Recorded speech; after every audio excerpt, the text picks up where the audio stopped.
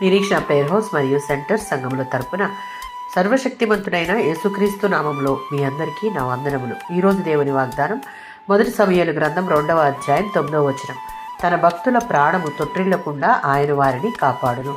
మొదటి అధ్యాయంలో హన్నా దేవుని సన్నిధిని సమీపించి కన్నీటితో తన హృదయాన్ని దేవుని దగ్గర కుమ్మరించి, దేవుడు నాకు కుమారుడిని దయచేస్తాడన్న సంపూర్ణ విశ్వాసంతో ఉండి దేవుడిచ్చిన ఆ కుమారుణ్ణి దేవుని సన్నిధిలో పరిచర్య చేయుటకు సమర్పిస్తానని ముందుగానే దేవునితో నిబంధన చేసుకుంది. దాని ఫలితంగా నమ్మదగిన దేవుడు తన యందు విశ్వాసం ఉంచే వారి విషయంలో ఎన్నడూ అలక్ష్యం చేయని దేవుడు హన్నా విజ్ఞాపనను స్వీకరించి సమూయేలును దయచేయడంతో అప్పటి వరకు తనకున్న గొడ్రాలన్న పేరును తీసివేసి ఆమెను అందరి ముందు ఘనపరిచాడు. దానికి ప్రతిగా 2వ అధ్యాయంలో హన్నా కృతజ్ఞతాస్తుతులు చెల్లిస్తూ సంతోషముతో దేవుడు చేసిన కార్యమును బట్టి స్తుతి విజ్ఞాపనను చేస్తున్న సందర్భాన్ని ఇక్కడ మనం చూడవచ్చు.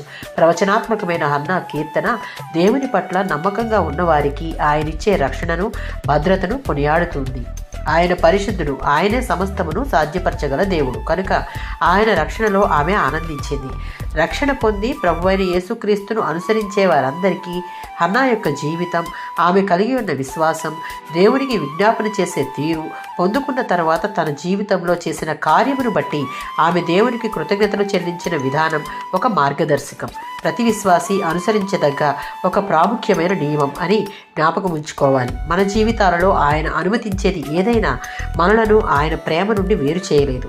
మనకేమి సంభవించినా చివరికి దాని నుండి మనకు మంచినే చేస్తాడు అన్న పూర్ణ విశ్వాసంతో ప్రతి పరిస్థితిని ప్రార్థన ద్వారా ఆయన సన్నిధిలోనికి తీసుకుని వస్తే హన్నా పొందుకున్న విజయం, మన ప్రాణము తొట్టిల్లకుండా దేవుడిచ్చే కాపుదల మనదే. ఆమేన్.